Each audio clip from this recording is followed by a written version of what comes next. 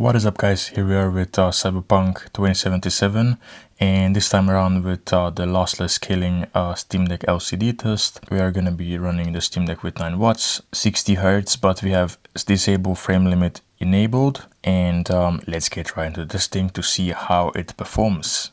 So I want to show you that we have lossless scaling enabled with 2x frame gen. I'm not going to try it without frame gen because I have already made not that long ago a video about it. So let's test it on 2x, how it performs. Also, these are the settings. Like, this is just, Steam Deck native resolution. These are all the other settings. I did not really change it since from the last time. Pretty much the same stuff here.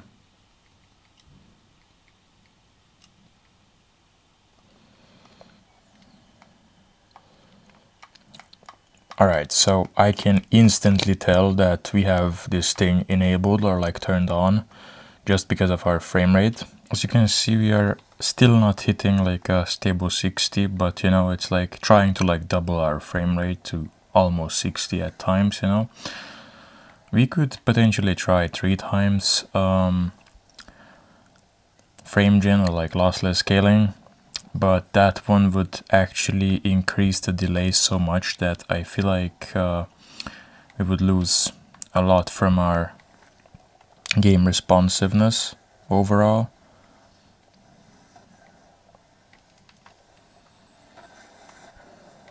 But driving on these kind of like frame rates is just honestly like not bad.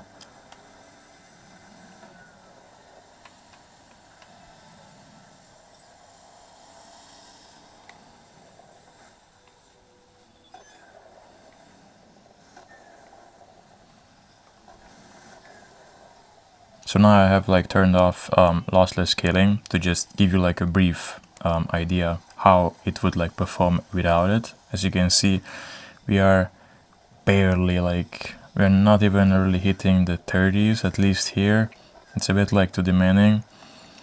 Obviously, we really don't have any delay as far as that goes, but playing on these sort of frame rates is just hard, especially a game like Cyberpunk where, same thing like with Far Cry, where you need like fast responsiveness and things like that.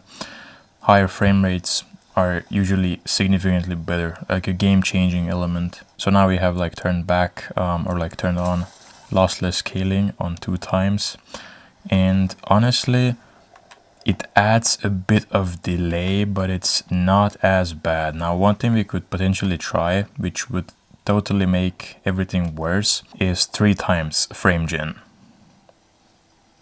We could try 3x frame gen, which should smoothen things out a bit. Now, I don't know how much you can tell, but look at this. The delay,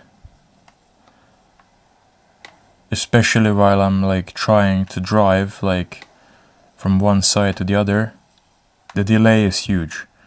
This delay in games like that is just, no, like, you just unacceptable, just unplayable.